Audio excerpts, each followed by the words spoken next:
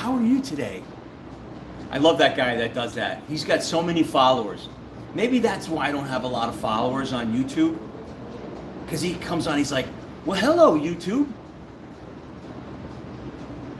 Hello, YouTube. Good morning, YouTube. Good evening, YouTube from Miami. How are you? I'm Garrett the electrician. I want to see if I speak soft, that maybe I'll have more success on YouTube. Hello, YouTube. How are you? It's Garrett the electrician. Tonight we've been talking about investing. Tonight we've been talking to the electricians that they've started to really take off. They're starting to make money.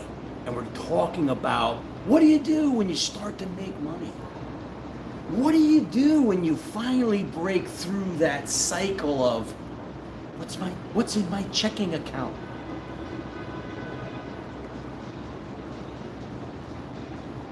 That's what we're going to talk about. Come on.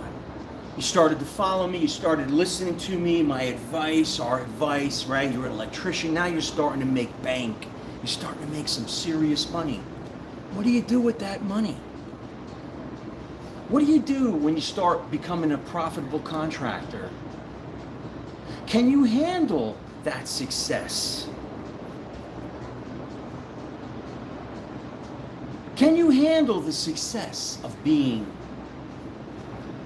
rich?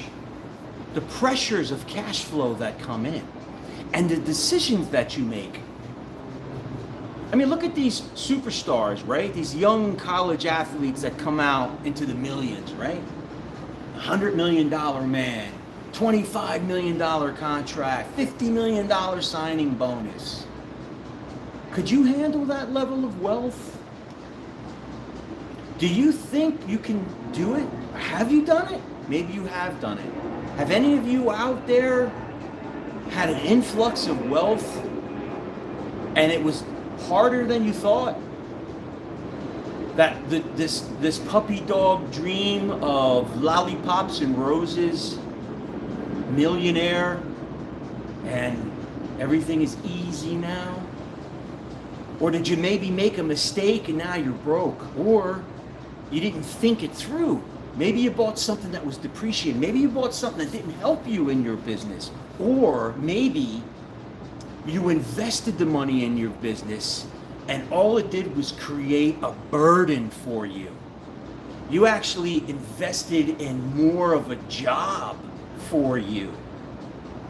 You thought, oh, this new money I'm making, this cash flow, let me hire more people. Let me get an estimator. Let me get some new vans. Let me get that new Ford van.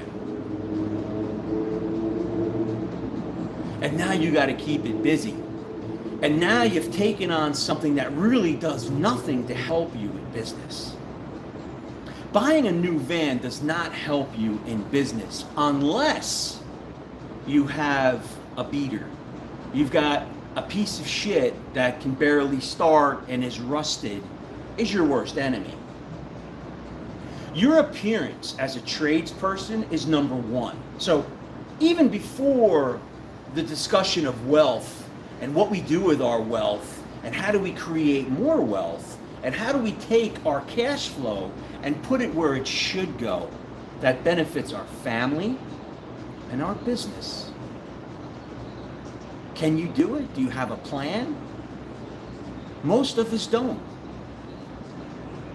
I got my first $1 million, not including my house, $1 million in my investment account when I was 39 years old. When I was 27 years old, I was below bankrupt.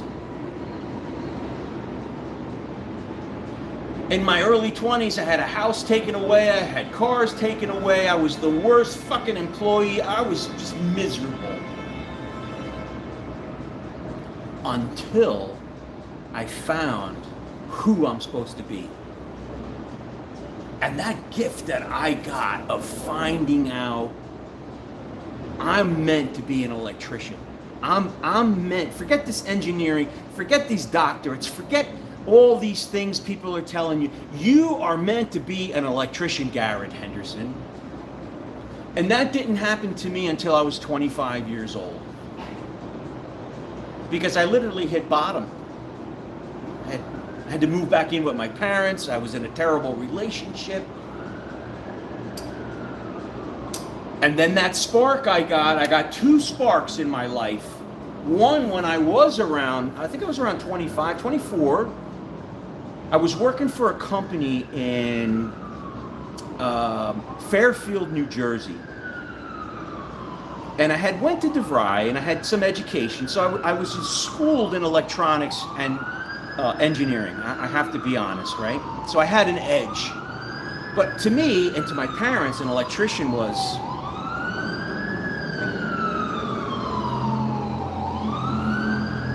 I'm sure you can hear that siren. I can too.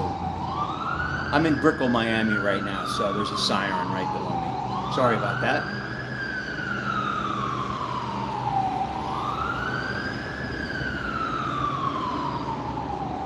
And going from, I couldn't afford my house, I couldn't afford the cars, everything was taken away. I went back home to my parents. But before that happened, a little before then, I had a job. A guy hired me at a company in Fairfield, and he wanted me to travel the country repairing specialized equipment, modifying PLCs. I always worked with wiring, but I never considered myself an electrician. I always was, oh no, I'm electronics. I'm an engineer, right? I'm not an electrician. And we're doing some training, and he goes, let's go to lunch. So he takes me to lunch, and I'm in his Jaguar, and I see this brand new Corvette go down the road. And I said to him, I go, you know what? Who's got my car? Son of a bitch, was that my brother driving my car? Jokingly. And that guy said to me, it was probably one of the greatest 3 things that's happened to me as far as career-wise. He says to me, you'll never be able to buy a car like that. Who do you think you are? I know what you get paid. I pay you. You know how long you'd have to work to own a car like that? And that was the first spark. That was the first pilot light. That was holding down, turning the valve, pushing down pilot, and me lighting that and releasing, and the pilot light staying on. That downtrodden, that audacity that he had towards me just set me in motion. I still didn't know what it was yet. And then when I met the electrician who changed my life a few months later, because I had gotten another job, and here's this young man, he was about 28, I'm 25, so he was still older than me. And at this point I had made my way up to in maintenance. I was ahead of the maintenance electrical department. So I was getting into industrial electric and in a plant in Sayreville, New Jersey. And part of my responsibility was to pay the outside electricians, approve the work. So this job had been approved before I got there. So I'm in my office, and I remember being as lethargic as you can be. I mean, I had no drive, guys. I was energyless. I was 2 o'clock, man, I was like, fuck, I just wanted to sleep. I wanted to close that door, lock it, and just sleep. I had no energy, no focus, because I didn't find myself. I wasn't there yet. So when I brag to you or I tell you, hey, I hit my first million, not excluding my home, in liquid at 39, coming from at 27, this awfulness and just starting my career as an electrical contractor. And to go from the very bottom to this excess that's coming through, what do I do with this money? Do I go to the club? Am I going to make it rain? Am I buying strip club bottles? Am I coming here to Miami and living it up at Live? What am I doing? Am I buying a car? And those things come at you hard and fast. And we're not used to dealing with that. And we don't have a lot of experience dealing with that. A lot of people never hit that $1 million liquidity mark with more just keep coming in. You see, once you start making a certain amount of money and your reputation is out there, good or bad, it keeps coming. So another story was, let's fast forward to the guy who told me I would never have a Corvette. So I'm going to say in 2002. So the first million I made was 2005. So in 2002, I'm making money. And I remember my wife, she's from Ecuador. She was in Ecuador. She went to go visit her father or something. And I went to the Chevy dealer and I saw a brand new Corvette with T-tops for $42,000. Fuck. And I have $42,000. And my dream was to buy this Corvette and to drive by the house or the business of this fucking asshole who lit my pilot light towards my career, who I kind of owe a lot because of that. But then I listened to this guy, Tony Robbins. I don't know if you ever heard of this guy, Tony Robbins. He's like a motivated speaker. And he says, I challenge you to write down where you're going to be in 5 years. And I don't know how ironic it was. So here I call my wife up. I go, hey, babe, I know you're in Ecuador, but there's a brand new Corvette. It's a leftover. I can get it for 42 grand. I've got the money in that separate account. It's not going to affect any of our cash flow. She goes, you know what, honey? You go buy it. You've been busting your ass. She saw the confidence in me. She saw how I just was on this relentless pursuit up. So she had faith in me. So by her saying to me, go ahead, babe, if you want it, go get it. Put a little pause in me too, like, you know, and maybe if she said, no, don't get it, come on, I would have been like, oh, babe. But no, she was like, no, you go get it. So I had everything in my favor. Here I could get even with the first boss. My wife says yes. I have the money. I could go to AC. I'm thinking I could drive around Manhattan. I'll go to the Jersey Shore. I'm in my new Corvette. Look at me. But I watched this guy, Tony Robbins, and he said, where are you going to be in 5 years? Well, back then, I didn't have $1 million, right? I mean, back then, I'm coming out of, below bankruptcy. I didn't even go bankrupt because I didn't have enough to go bankrupt. You only go bankrupt when you have something to protect. I had nothing to protect. And as my cash flow started coming and the business started surging, I got out of all my debts. I settled everything, went through a penalty where I couldn't get credit for 7 years, and now my credit is stellar.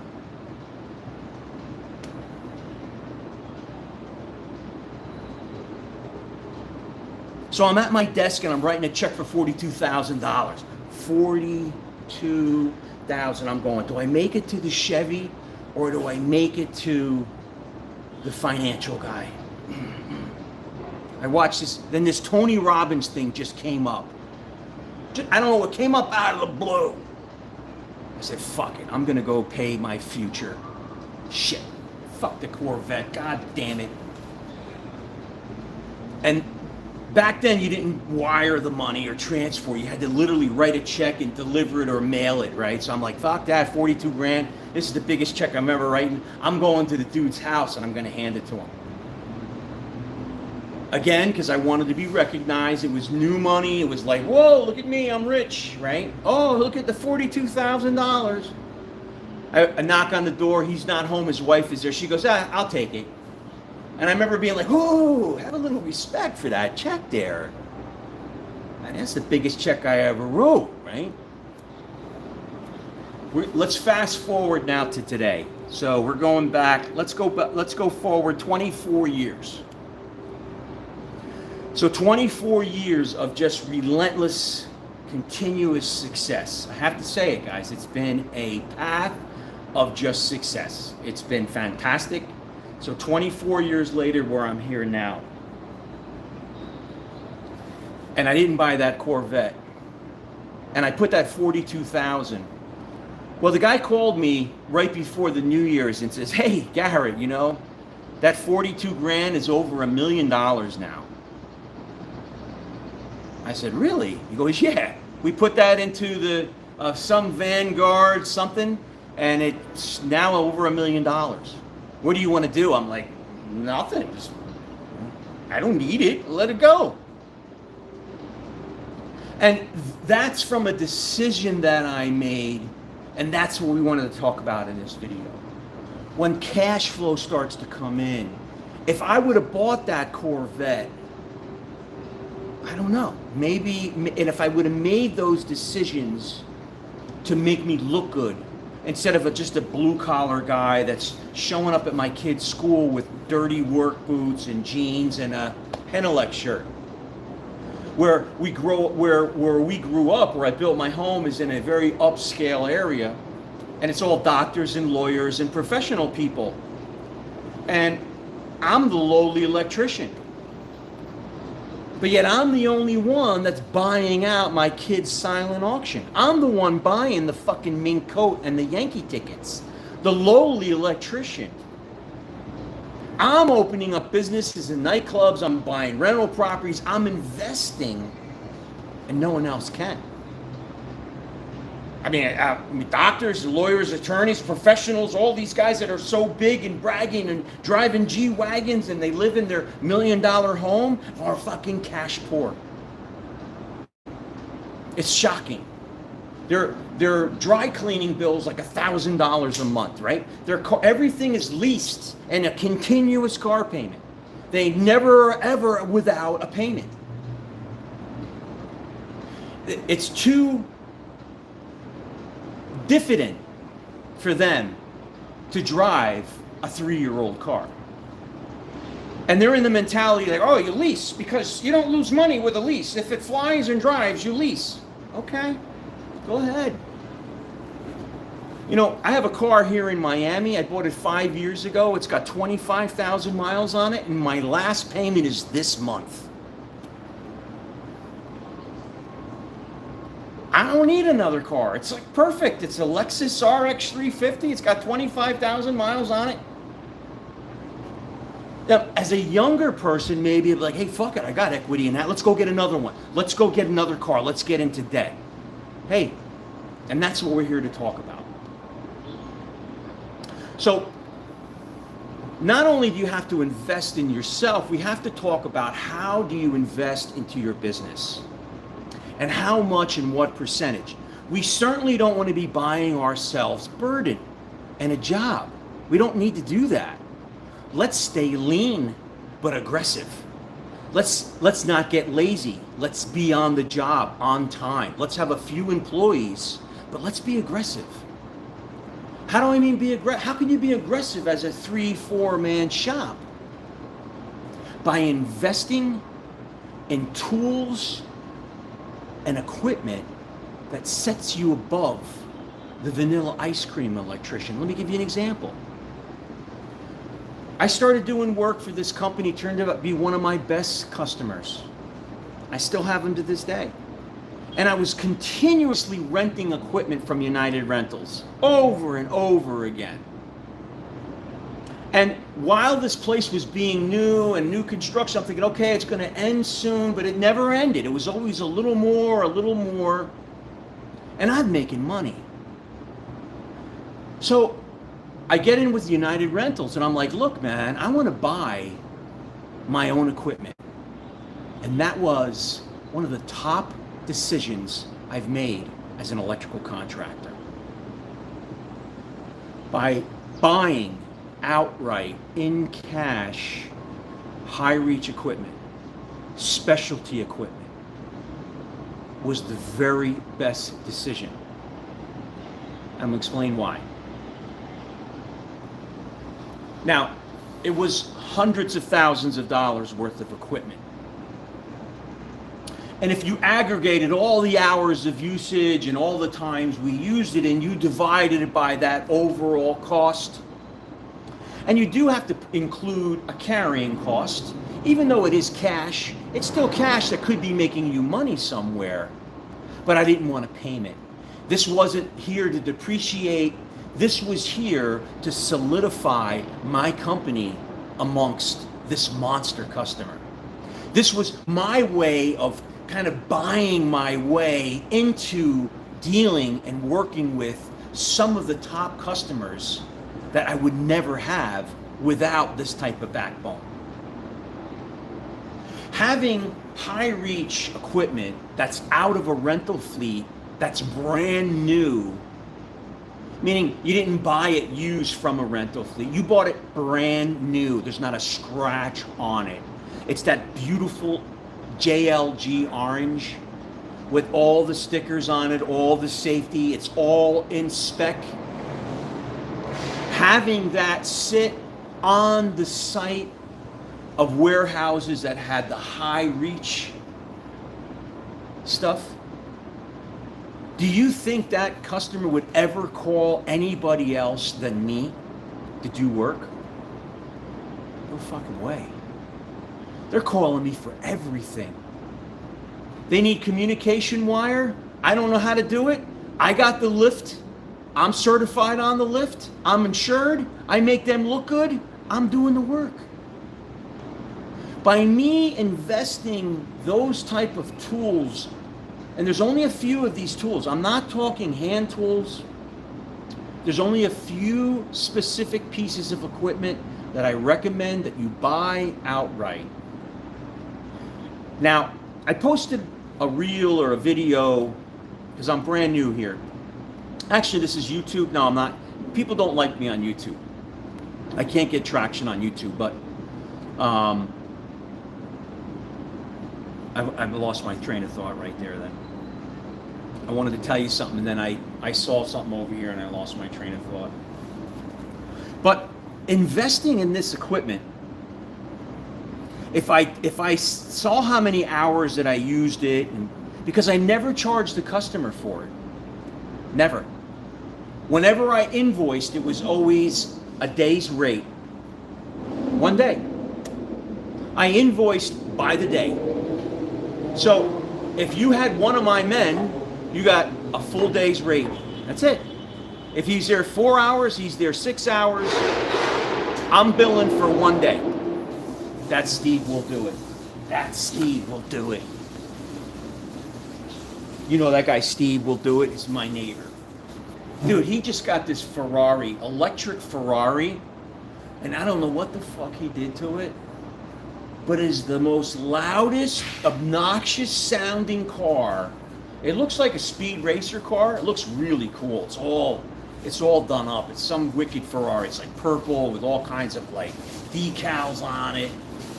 And so he's leaving the garage, and it's hollow in there, so everything's echoing. It's like a tunnel. And this, I mean, it's a sound. When I see him, I'm going to face him and be like, Steve, what the fuck is that? And it turns out it's an electric car, so he did something. I don't know if it's just a fake noise. It doesn't sound fake, though. It sounds like something, but I don't know where it's coming from or how he gets that noise, but I'll try to get him to join us. But the reason we're going over this is if you bought, let's say, new vans, let's say, you get a little windfall of money, things are coming. A lot of you guys get overexcited. You want to prove who you are by being bigger, by having more vans, maybe hire an estimator. You want a girl behind the desk. You want someone answering the phone. You want to delegate. You want to be more. You want to get a commercial space, and that's not my way. That may be your way, and I want to be clear. Speaking with you, sharing my heart with you is just a passion. There's nothing here to click. You don't have to buy anything. There is no bait here. This is just a discussion I had with my son, and I feel it's important enough for you that maybe someone tell you. Because we're always talking about how to get started, and we never talk about how do we exit this business, and how do we be profitable? How do we have a 40-year career as a contractor and live like this? Now, when I mean live like this, okay, fine, I am in Miami. This is one of many properties that I have. This was my dream. This is not your dream. This is my dream. So when I say like this is your wildest dreams as a kid. And I really hope that you've had wild dreams as a kid. Because I'm 60 years old. In my experience, all the kids that had wild dreams are rich. And all the kids that seem, I shouldn't say all, but majority, at least the people I've talked with, and in my interpretation, when I see successful people, multi-millionaire contractors, business people, whoever they all had one thing in common. They all wanted to be rich when they were a kid. I don't know what it is. Maybe that's how we're born. They could be born into poverty. They could be born with a silver spoon in their mouth. Unless they want it, we're all born with that. But no one tells us how to handle it when it starts to come in. So, recap, just my 3 cents. No, I didn't buy the Corvette when I could the first time. I put that money into the future for me, which is paid off handsomely and is still paying.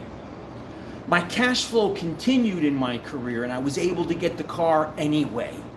And in fact, I got another one even later than that. Those cars literally became garbage. I mean, they depreciated so much. They were such a money-losing proposition. I wanted to hear if that was Steve. That's not Steve. They're cars. They're meant to prop you up, but they don't prop you up for long.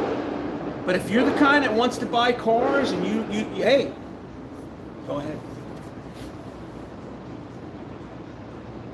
And I want to thank you for taking the time, your generous time, for even sitting and watching someone like me. But I really hope that me spilling out, whoever will watch this, hopefully you can watch it later. I don't even know who's even seeing it. And even if there's no one here, it's about my personal journey and how I want to share it with you. That's it. Thank you for being here, guys.